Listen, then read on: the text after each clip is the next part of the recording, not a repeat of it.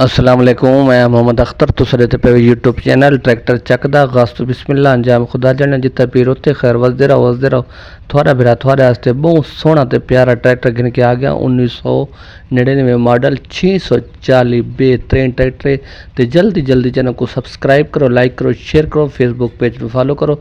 बाकी ट्रैक्टर की कंडीशन मुकम्मल देखनी, मुकम्मल वीडियो देखनी, आगे पीछे नहीं करनी, सारी देखो इंशाल्लाह थोक मज़ा आसी। ट्रैक्टर थोक दसा किल काबले वाला मुकम्मल अपने जनवन हालत के सोहना दा सरदार ट्रैक्टर जो ट्रैक्टर सटेरा वगैरह देख सकते पे बहुत प्यारा है, बदा शौक है ट्रैक्टर है। 99 मॉडल है, कीमत बिल्कुल मुनासिब न दसी है, मालक की मजबूरी है सेल करना है। टायर तकरीबन 10-11 ने बढ़ते पास, ट्रैक्टर पक्का 13.5 उत्ते तो पास है, तले रंग भी 13 ने पास है, मैकेनिकल चंगा है, 3 कड़ा जरेमन ट्रैक्टर है फॉर सेल। जिस प्यारे भाई पसंद आए रबता करे आ वजह सत बिस्मिल्लाह जी आया। ट्रैक्टर के टायर देखो, कंडीशन देखो, बाकी ट्रैक्टर दे बिल्कुल हांडा टॉप बिल्कुल बेदाग दी कला न त्रुट बन बिल्कुल ट्रैक्टर दी कोनी, मैकेनिकल बहुत चंगा है, हिस्से दे कोई आवाज़ कोनी, इंजन फुल टाइट है, बाकी किल काबला मुकम्मल अपना। ये थोड़े सामने ट्रैक्टर शो होंदा पी, ट्रैक्टर की मुकम्मल वीडियो देख सकते वे, कंडीशन देख सकते वे। बाकी ये साइड चेक करो, दूसरी साइड तुम चेक करा रही है। ट्रैक्टर की तस्वीरें तो दिखाए सूँ, ट्रैक्टर की मुकम्मल लुक दिखाए सूँ, ट्रैक्टर चंगा है, सलफ स्टार्ट है, तो बाकी तले उत्ते रंग देख सकते टोटल जेनवन ट्रैक्टर है। ये ट्रैक्टर फॉर सेल है, जिस प्यारे भाई पसंद आवे लाजमी रबता करे, आ वजे तो गिन वजे, चेक करो तसली नाल।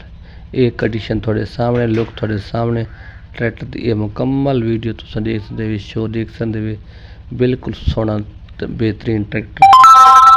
ये चेक करो तसली दे नाल, चेक करे सो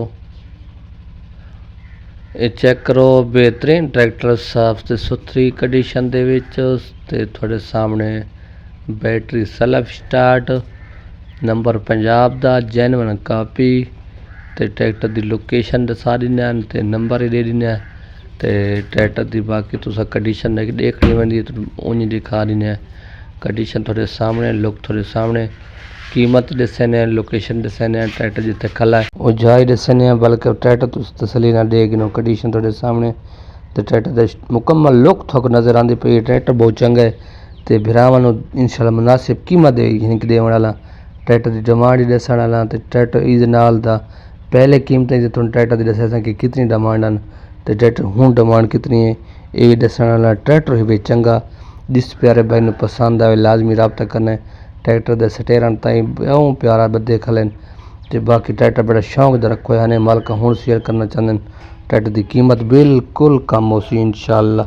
ये कंडीशन थोड़े सामने, बाकी ट्रैक्टर का शो वगैरह थोड़े सामने, मुकम्मल लुक थोड़े कीमत की गल करें तो कीमत थोक दसण वाला। ट्रैक्टर तुम देख दी कंडीशन देख दी, ट्रैक्टर की प्यारी लुक है, ट्रैक्टर जल्दी फार सेल है, मालकों की मजबूरी तो उन्हें सेल करना ही करना है। थोक कीमत दसा देना बिल्कुल मुनासिब कीमत है ट्रैक्टर की, तो ट्रैक्टर तुम देगी दो सी तसली ना।